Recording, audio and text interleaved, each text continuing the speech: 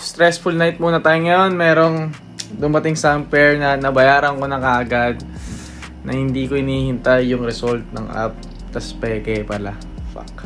So ito Jordan 1 Taxi na high. Nakuha ko lang siya ng 4K. Use once lang siya or twice. Ngayon, may protocol nga ako na hinihintay ko muna dumating yung sapatos and i-check bago ko send yung payment. Ngayon yung at first glance, akala ko talaga legit siya. Dahil may past transaction na kami ni boss, hindi ko na hinintay yung results ng app. Ngayon pagka send ko sa kanya after 30 minutes, lumabas, fake pala yung sapatos and nagulat ako. Kasi sobrang ganda nitong pagka-peke nito.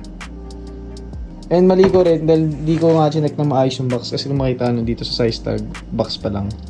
Wala siyang RFID. Maganda naman, nagre-reply naman si sir. So hopefully, makuha ko yung refund ngayon.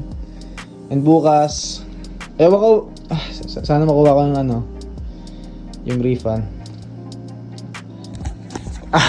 Update ko na lang kayo sa chat kung nakuha ko yung refund na hindi. Peace.